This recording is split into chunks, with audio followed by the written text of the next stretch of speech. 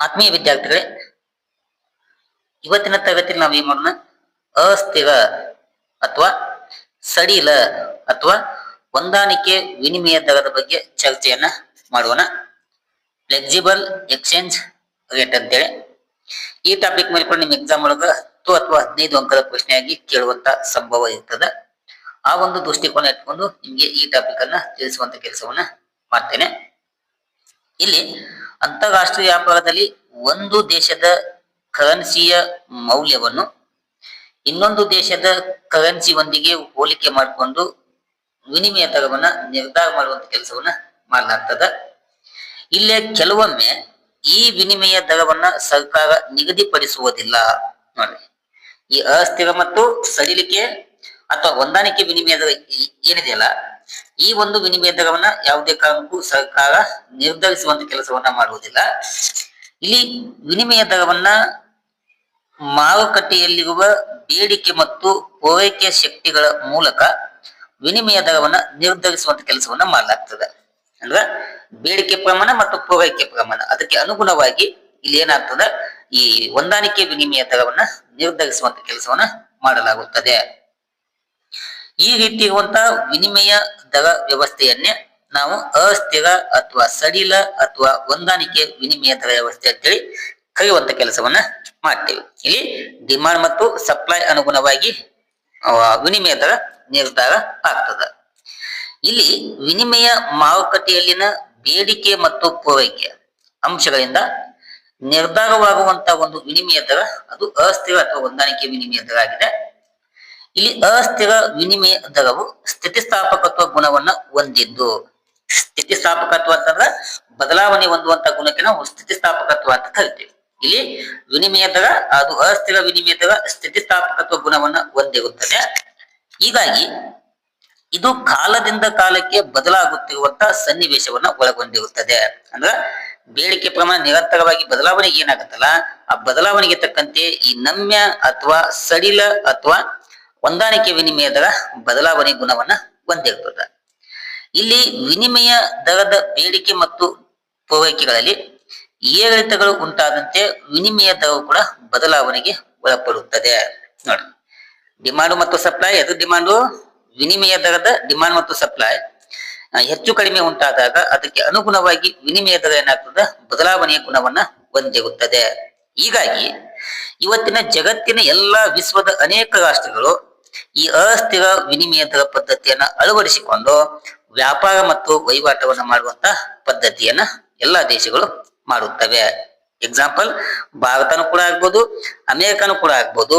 ಎಂತ ವಿನಿಮಯ ದರವನ್ನ ಅಳವಡಿಕೆ ಮಾಡ್ತಾವ ಅಂತಂದ್ರ ಈ ಅಸ್ಥಿರ ವಿನಿಮಯ ದರ ಪದ್ಧತಿಯನ್ನ ಅಳವಡಿಕೆ ಮಾಡಿಕೊಂಡು ವ್ಯಾಪಾರ ವಹಿವಾಟವನ್ನ ಮಾಡುವಂತ ಕೆಲಸವನ್ನ ಮಾಡ್ತಾವ. ಇನ್ನ ಈ ಹೊಂದಾಣಿಕೆ ವಿನಿಮಯ ದರದ ಅನುಕೂಲತೆಗಳೇನು ಅಥವಾ ಪರವಾದಗಳೇನು ಎಂಬುದನ್ನ ಚರ್ಚೆಯನ್ನ ಮಾಡೋಣ. ಒಂದನೆಯ ಒಂದು ಪರವಾದ ಅಂತಂದ್ರ ಪಾವತಿ ಸಿಲ್ಕಿನಲ್ಲಿರುವಂತಹ ಸಮಸ್ಯೆಯನ್ನ ನಿವಾರಣೆ ಮಾಡುವಂತ ಕೆಲಸವನ್ನ ಮಾಡ್ತದ. ಹೇಗೆ ಅಂತಂದ್ರ ಈ ಸಡಿಲ ಮತ್ತು ಅಸ್ಥಿರ ವಿನಿಮಯ ದರ ಏನಿದೆಯಲ್ಲ, ಇದು ಸ್ವಯಂ ಚಾಲಿತವಾಗಿ ಪಾವತಿ ಸಿಲ್ಕನ್ನ ನಿವಾರಿಸುವಂತ ಕೆಲಸವನ್ನ ಮಾಡುವುದರಿಂದ ದೇಶದಲ್ಲಿ ಏನಾದ್ರು ಪಾವತಿ ಸಿಲ್ಕಿನ ಕೊರತೆ ಇತ್ತಂತಂದ್ರ ಇಲ್ಲಿ ಕರೆನ್ಸಿಯ ಬಾಹ್ಯ ಮೌಲ್ಯವನ್ನ ಕುಂಠಿತವಾಗಿ ಅಂತಾರಾಷ್ಟ್ರೀಯವಾಗಿ ಅದರ ವಸ್ತುಗಳಿಗೆ ಬೇಡಿಕೆ ಪ್ರಮಾಣ ಹೆಚ್ಚುವಂತ ಸನ್ನಿವೇಶ ಇರ್ತದ. ಹೀಗಾಗಿ ಬೇಡಿಕೆ ಪ್ರಮಾಣ ಹೆಚ್ಚಿದ ಮೇಲೆ ನಾವೇನ್ ಮಾಡ್ಬೋದು, ಸುಲಭವಾಗಿ ರಫ್ತುಗಳ ಪ್ರಮಾಣವನ್ನ ಹೆಚ್ಚಳವನ್ನ ಮಾಡುವುದರ ಮೂಲಕ ಈ ಪಾವತಿ ಸಿಲ್ಕಿನಲ್ಲಿರುವಂತ ಸಮಸ್ಯೆಗಳನ್ನ ನಿವಾರಣೆಯನ್ನ ಮಾಡಬಹುದು. ಇದು ಆಗುವಂತ ಒಂದನೆಯ ಪರವಾದ. ಇನ್ನು ಸೆಕೆಂಡ್ ಒನ್ ಯಾವುದು, ಸ್ವತಂತ್ರ ನೀತಿ ಸಾಧ್ಯ ಆಗ್ತದ. ಅಂದ್ರ ನಾವೇನ್ ಮಾಡ್ಬೋದು, ಅಸ್ಥಿರ ವಿನಿಮಯ ದರ ಪದ್ಧತಿಯನ್ನ ಅನುಸರಿಸಿ ಮಾಡಿದಾಗ ದೇಶದ ಆರ್ಥಿಕ ಮತ್ತು ಹಣಕಾಸಿನ ಸ್ವಾತಂತ್ರ್ಯಕ್ಕೆ ಯಾವುದೇ ಕಾರಣಕ್ಕೂ ಧಕ್ಕೆ ಬರುವುದಿಲ್ಲ. ಹೀಗಾಗಿ ಪ್ರತಿಯೊಂದು ದೇಶ ಏನ್ ಮಾಡ್ಬೋದು, ಸ್ವತಂತ್ರವಾಗಿ ತನ್ನ ಒಂದು ಆರ್ಥಿಕ ನೀತಿಯನ್ನ ಅನುಸರಿಸಲು ಈ ಅಸ್ಥಿರ ವಿನಿಮಯ ದರ ಪದ್ಧತಿ ನಮಗೆ ಅನುಕೂಲವನ್ನ ಮಾಡಿ ಕೊಡುತ್ತದೆ. ಇದು ಎರಡನೆಯ ಪರವಾದ. ಇನ್ನಷ್ಟೊಂದು ಯಾವುದು, ಸರಳವಾಗಿ ಕಾರ್ಯಾಚರಣೆಯನ್ನ ಮಾಡುವುದು. ಯಾವುದು, ಸರಳ ಕಾರ್ಯಾಚರಣೆ. ಇದು ಆಗುವಂತ ಮೂರನೆಯ ಒಂದು ಪರವಾದ ಆಗಿದೆ. ಇಲ್ಲಿ ನೋಡ್ರಿ, ಅಸ್ಥಿರ ಮತ್ತು ಬದಲಾಗುವ ವಿನಿಮಯ ದರ ಪದ್ಧತಿ ತುಂಬಾ ಸರಳವಾಗಿ ಕಂಡು ಬರ್ತದೆ. ಇದು ಸ್ವಯಂಚಾಲಿತವಾಗಿ ಕಾರ್ಯವನ್ನ ನಿರ್ವಹಿಸುವುದರಿಂದ ನಾವೇನ್ ಮಾಡ್ಬೋದು, ಈ ಅಂತಾರಾಷ್ಟ್ರೀಯ ದ್ರವ್ಯತೆ ಏನಿರುತ್ತಲ್ಲ ಆ ಸಮಸ್ಯೆಯನ್ನ ಸುಲಭವಾಗಿ ನಾವು ಬಗೆಹರಿಸುವುದರ ಮೂಲಕ ಈ ಕರೆನ್ಸಿಯ ಕೊರತೆ ಅಥವಾ ಅಧಿಕ ಪೂರೈಕೆ ಸಮಸ್ಯೆ ಉದ್ಭವಿಸುವುದಿಲ್ಲ. ಹೀಗಾಗಿ ಈ ವ್ಯವಸ್ಥೆಯನ್ನ ಬಳಸಿಕೊಂಡು ಯಾವುದೇ ಆಂತರಿಕ ವಿಷಯಗಳ ಹೊಂದಾಣಿಕೆ ಅವಶ್ಯಕತೆ ಇಲ್ಲಿ ಬರುವುದಿಲ್ಲ. ಯಾಕಂದ್ರೆ ಸ್ವಯಂಚಾಲಿತವಾಗಿ ಸರಳವಾಗಿ ಕಾರ್ಯಾಚರಣೆಯನ್ನ ಮಾಡುವಂತ ಒಂದು ಸನ್ನಿವೇಶವನ್ನ ನಾವಿಲ್ಲಿ ಕಾಣ್ತೇವೆ. ಇನ್ನು ನಾಲ್ಕನೆಯ ಒಂದು ಪರವಾದ ಅಂತಂದ್ರ ಇಲ್ಲಿ ನೋಡ್ರಿ, ನಿರಂತರ ಹೊಂದಾಣಿಕೆಯನ್ನ ಮಾಡಬಹುದು. ಇಲ್ಲಿ ನೋಡ್ರಿ, ಬದಲಾಗುತ್ತಿರುವಂತಹ ವಿನಿಮಯ ದರವು ಬದಲಾಗುತ್ತಿರುವ ಸನ್ನಿವೇಶಗಳಿಗೆ ಹೊಂದಿಕೊಳ್ಳುವಂತಹ ಪ್ರಮುಖ ಗುಣವನ್ನ ಹೊಂದಿರುತ್ತದೆ. ಏನೋ ಹೊಂದಿಕೊಳ್ಳುವಂತಹ ಗುಣವನ್ನ ಹೊಂದಿರುವುದರಿಂದ ಇಲ್ಲಿ ಸ್ಥಿರ ವಿನಿಮಯ ದರದಲ್ಲಿರುವಂತಹ ಸಮಸ್ಯೆಗಳನ್ನ ಕಡಿಮೆ ಮಾಡಿ ಇಲ್ಲಿ ಸ್ವಯಂಚಾಲಿತವಾಗಿ ಅಥವಾ ನಿರಂತರವಾಗಿ ಬೇಡಿಕೆ ಮತ್ತು ಪೂರೈಕೆ ಅನುಗುಣವಾಗಿ ಹೊಂದಾಣಿಕೆ ಹೊಂದುವಂತಹ ಗುಣವನ್ನ ಹೊಂದಿರುತ್ತದೆ. ಇನ್ನು ಐದನೇದು ಪರವಾದ ಅಂತಂದ್ರ ಇದು ಸ್ವಯಂಚಾಲಿತವಾಗಿ ಕಾರ್ಯವನ್ನ ನಿರ್ವಹಿಸುವಂತದ್ದು ಆಗಿದೆ. ಸ್ವಯಂಚಾಲಿತ ಅಂತಂದ್ರ ನಾವ್ ಏನ್ ಮಾಡ್ಬೋದು, ನಮ್ದೇನು ಡಿಮಾಂಡ್ ಮತ್ತು ಸಪ್ಲೈ ಇರುತ್ತಲ್ಲ ಅದಕ್ಕೆ ಅನುಗುಣವಾಗಿ ವಿನಿಮಯ ದರ ನಿರ್ಧಾರವಾಗುವುದರಿಂದ ಇಲ್ಲಿ ವಿನಿಮಯ ದರದ ನಿರ್ಧಾರದ ಬಗ್ಗೆ ಯಾರು ತಲೆ ಕೆಡಿಸುವಂತ ಅಗತ್ಯ ಇರುವುದಿಲ್ಲ. ಯಾಕಂದ್ರೆ ಇಲ್ಲಿ ಸ್ವಯಂಚಾಲಿತವಾಗಿ ವಿನಿಮಯ ದರ ನಿರ್ಧಾರವಾಗುವುದರಿಂದ ಯಾವುದೇ ಸಮಸ್ಯೆ ಉದ್ಭವಿಸುವುದಿಲ್ಲ. ಇದು ಐದನೇ ಒಂದು ಅನುಕೂಲತೆ. ಇನ್ನು ಸಿಕ್ಸ್ತ್ ಒನ್ ಯಾವುದು, ಇಲ್ಲಿ ನೋಡ್ರಿ, ಮುಕ್ತ ವ್ಯಾಪಾರ ಮತ್ತು ಮುಕ್ತ ಪರಿವರ್ತನೆ ನಾವು ಇಲ್ಲಿ ನೋಡಬಹುದು. ಹೇಗೆ ಅಂತಂದ್ರ ಅವಕಾಶ ನೀಡುವ ವ್ಯವಸ್ಥೆ ಎಂದು ಇದನ್ನ ವಾದ ಮಾಡಲಾಗಿದೆ. ಈ ವ್ಯವಸ್ಥೆಯಲ್ಲಿ ವಿನಿಮಯ ನಿಯಂತ್ರಣ, ಅಸ್ಥಿರ ವಿನಿಮಯ ದರವು, ಮುಕ್ತ ವ್ಯಾಪಾರ ಮತ್ತು ಕರೆನ್ಸಿಗಳ ಮುಕ್ತ ಪರಿವರ್ತನೆಗೆ ಕಾರ್ಯಕ್ರಮಗಳನ್ನ ಹಮ್ಮಿಕೊಳ್ಳುವಂತ ಅಗತ್ಯತೆ ಬೀಳುವುದಿಲ್ಲ. ಹೀಗಾಗಿ ನಾವು ಸ್ವಯಂವಾಗಿ ಏನ್ ಮಾಡಬಹುದು, ಈ ವ್ಯಾಪಾರದಲ್ಲಿ ಭಾಗಿಯಾಗಿ ಲಾಭವನ್ನ ಗಳಿಸಲು ಇದು ಸಹಾಯವನ್ನ ಮಾಡುತ್ತದೆ. ಇನ್ನ ಪರವಾದಗಳಲ್ಲಿ ಸೆವೆಂತ್ ಒನ್, ಇದು ಮಿತವ್ಯಯಕಾರಿ ಆಗಿದೆ. ಎಲ್ಲ ಈಜಿ ಇದಾವೇನು, ಏನು ಮಿತವ್ಯಯಕಾರಿ ಆಗಿದೆ ಅಂದ್ರ ಈ ಸ್ಥಿರ ವಿನಿಮಯ ದರ ಅತ್ಯಂತ ಮಿತವಾಗಿ ನಾವು ಏನ್ ಮಾಡ್ಬೋದು, ಅಳವಡಿಕೆ ಮಾಡ್ಕೋಬಹುದು. ಯಾವುದೇ ಒಂದು ಪ್ರತಿಕಾರವನ್ನ ಇಲ್ಲಿ ನಾವು ಕಾಣುವುದಿಲ್ಲ. ಯಾಕಂದ್ರ ಇದು ಸ್ವಯಂಚಾಲಿತವಾಗಿ ಹೊಂದಾಣಿಕೆ ಆಗುವುದರಿಂದ ಇಲ್ಲಿ ಯಾವುದೇ ಪ್ರತಿಕಾರದ ಸಮಸ್ಯೆ ಬರುವುದಿಲ್ಲ. ಅಷ್ಟೇ ಅಲ್ಲದೆ ದ್ರವ್ಯತೆಯ ಸಮಸ್ಯೆಯನ್ನ ನಾವೇನ್ ಮಾಡ್ಬೋದು, ಇಲ್ಲಿ ನಿವಾರಣೆ ಒಳಪಡಿಸಬಹುದು. ಓಕೆನಾ, ನಮ್ಗೇನು ದ್ರವ್ಯತೆ ಹಣಕಾಸಿನ ಸಮಸ್ಯೆ ಇರುತ್ತಲ್ಲ ಆ ಸಮಸ್ಯೆನ ಸುಲಭವಾಗಿ ನಿವಾರಣೆಯನ್ನ ಮಾಡಬಹುದು. ಇನ್ನು ಅಂತಾರಾಷ್ಟ್ರೀಯವಾಗಿರುವಂತಹ ಅಂತಾರಾಷ್ಟ್ರೀಯ ಸಂಸ್ಥೆಗಳಿಗೆ ಅಗತ್ಯತೆ ಬೀರುವುದಿಲ್ಲ. ಯಾಕಂದ್ರ ಇಲ್ಲೆಲ್ಲ ಸ್ವಯಂಚಾಲಿತವಾಗಿ ಹೊಂದಾಣಿಕೆ ಆಗುವುದರಿಂದ ಆ ವಿನಿಮಯ ದರವನ್ನ ನಿರ್ಧಾರ ಮಾಡುವುದರಲ್ಲಿ ಈ ಅಂತಾರಾಷ್ಟ್ರೀಯ ಸಂಸ್ಥೆಗಳು ಏನ್ ಬರ್ತಾವಲ್ಲ ಅವುಗಳ ಅಗತ್ಯತೆ ಇಲ್ಲಿ ಕಂಡು ಬರುವುದಿಲ್ಲ. ಇದು ಆಗುವಂತ ಹತ್ತನೆಯ ಒಂದು ಪರವಾದ ಅಥವಾ ಅನುಕೂಲತೆ ಆಗಿದೆ. ಇನ್ನ ಅನುಕೂಲತೆ ಆದ್ಮೇಲೆ ವಿದ್ಯಾರ್ಥಿಗಳೇ, ಈ ಒಂದು ವಿನಿಮಯ ದರದಿಂದ ಆಗುವಂತ ವಿರುದ್ಧವಾದಗಳು ಏನು ಎಂಬುದನ್ನ ನಾವಿಲ್ಲಿ ತಿಳಿದುಕೊಳ್ಳೋಣ. ಅಂದ್ರೆ ಅನಾನುಕೂಲಗಳು ಏನಾಗ್ತಾವೋ, ಕೆಲವೊಂದು ದೋಷಗಳದಾವು, ಆ ದೋಷಗಳನ್ನ ನಾವಿಲ್ಲಿ ಅಧ್ಯಯನವನ್ನ ಮಾಡೋಣ. ಒಂದನೆಯ ವಿರುದ್ಧವಾದ ಅನಿಶ್ಚಿತತೆ ಮತ್ತು ಗೊಂದಲ ಉಂಟಾಗಬಹುದು.